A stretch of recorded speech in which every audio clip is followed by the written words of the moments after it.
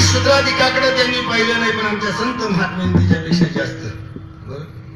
श्री शूद्रादिया बोला धरून ठेला अद्यापीपर्यंत श्री शूद्राधिकांबद्दल वेदामध्ये मौन आहे महाराज. विठाला विठाला. पण भक्तिशास्त्रामध्ये जगद्गुरु तुकोबार आहे, बाबाजी चैतन्य, जगाची माऊली ज्ञानेश्वर भगवान यांनी जे तत्वज्ञान, एकनाथ महाराज, जनार्दन स्वामी, 57 संत आणि 84 सिद्धांनी जे तत्वज्ञान जगापुढे मांडलं, ते सर्वसामान्यांचा विचार करून मांडलं. विठाला विठाला.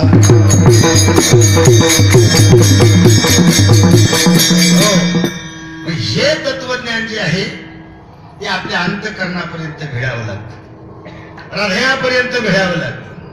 जोपर्यंत हृदयामध्ये भिडत नाही तोपर्यंत नुसतं वाचित बसून काही उपयोग नाही. मुख में रामन बगल में उपयोगाची नाही. मग अंतःकरणात देवाचं चिंतन भिडलं पाहिजे. चिंतने तद्रूपता. चिंतनानं तद्रूप अवस्था तयार होते, पण त्याच्यासाठी पहिल्या अभंगाच्या पहिल्या चरणात सांगितलं अंकित राहणं अति गरजेचं आहे. कोणाच्या अंकित राहिलं पाहिजे? आबळ्याच्या अंकित.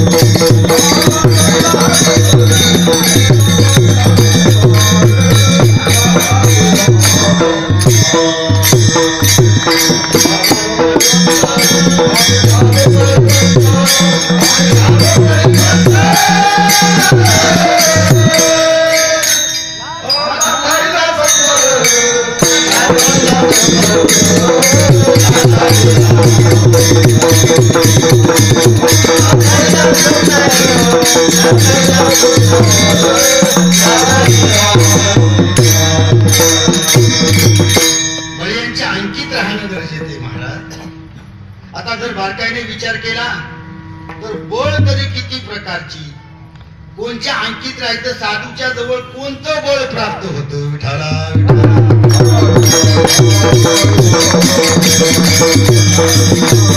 व्यावहारिक सत्तेमध्ये बळाचे बरेच प्रकार आहेत.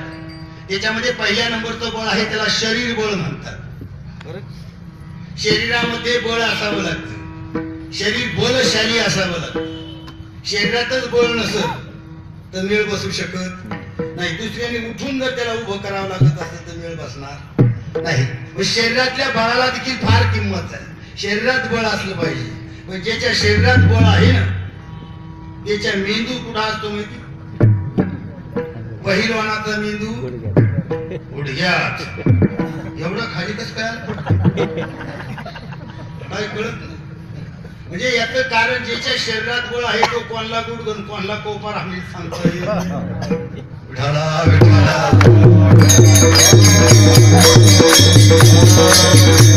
अरे म्हणलं तर तो सरळ उत्तर देणार नाही लगेच.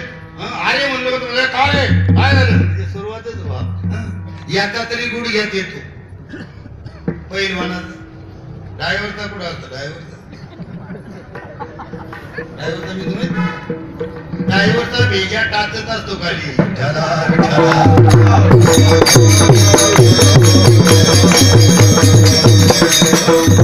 त्याच्याशिवाय त्याला गाडी चालवता येत.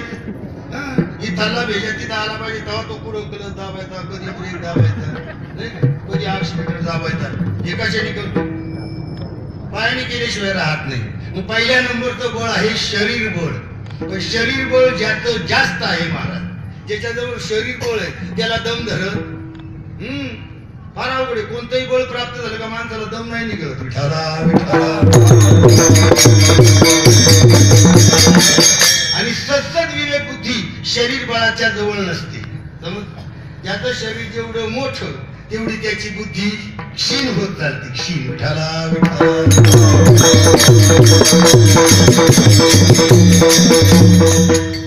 किती मोठं काहींचं शरीर काही कमी मोठं नसतं, फार मोठं, पण वापर करायचं ज्ञान नसतं. कुंभकर्णाचं शरीर एवढं मोठं होतं, एवढं मोठं. वेळ आपल्याला नाही नुसतं तुटका सांगून पुढे जाणार आहे. विठाला विठाला.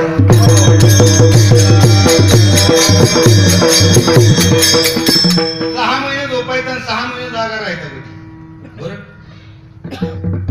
एक वेळेस दाढी करायला न्हावी आला आणि दाढी करता करता नाकातले केस कापायला कातर काढली. जशी कातर काढली तशी तो श्वास घेताना ती कातर सटकली, तशी आत गेली. जशी आत गेली तो म्हणला कामाधंद्याचा टाइम आहे. आणि आता जर कातर नसली आपल्या जवळ जर हत्यार नसेल तर धंदा कशाने होईल. मग मला जमणार नाही, पहिली कातर शोधणार.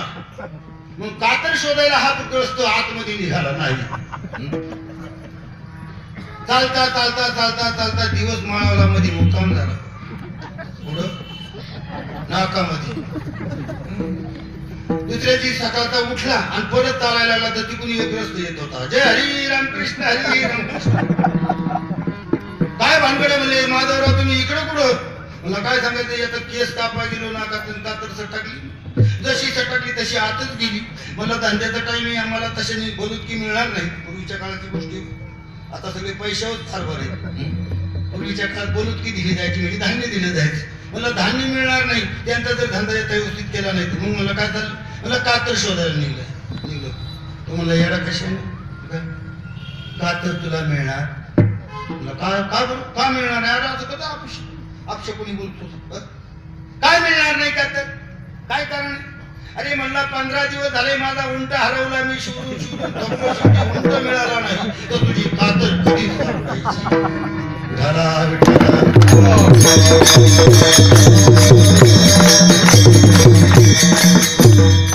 शरीर मोठं आहे, बलशाली आहे खरं, पण वापर करण्याचं मात्र कुंभकर्णाचं ज्ञान नव्हतं. विठाला विठाला.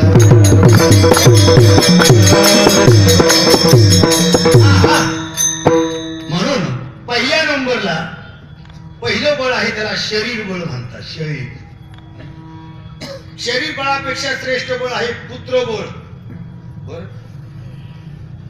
म्हातारी माणसं जरी झाली शरीरात बळ राहिलं नाही, पण पूर्वीच्या काळामध्ये डझनभर मुलं जर असली, आता बंधन आहे तिच्या, पण पूर्वीच्या काळामध्ये डझन डझन व्हायची. कोणाला किती कोणाला किती. आता रावणाला किती होती नाही, आपल्याला त्याची कर्तव्य नाही. 80,000 बायका, 1 लक्ष नातून 1.25 लक्ष पण तू शास्त्र सांगत. तर एवढ्या पत्न्या होत्या. हा सीतामायक कधी गेला असेल बा, विचार करा जरा. एका दिवसाला किती तास, तासाला मिनिट किती, एका मिनिटाला किती पत्न्या येत्या. खरं नाही सर? विठाला विठाला.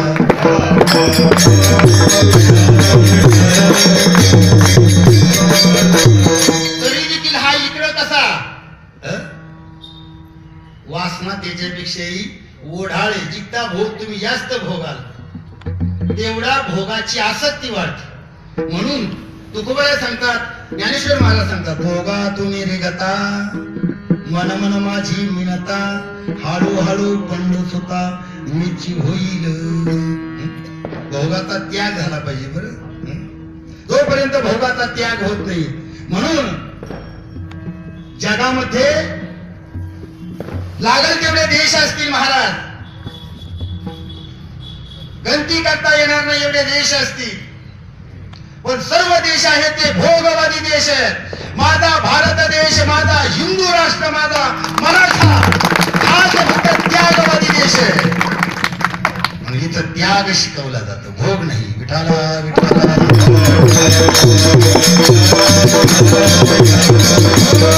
भक्ती किती तशी करा.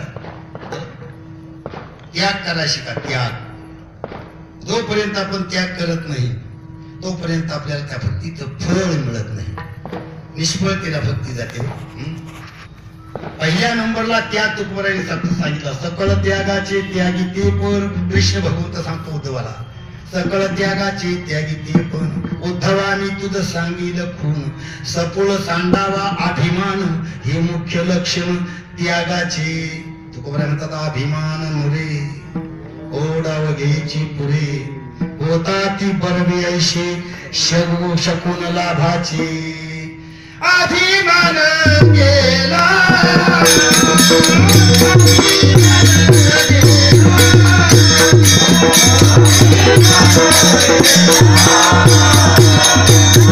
गेला.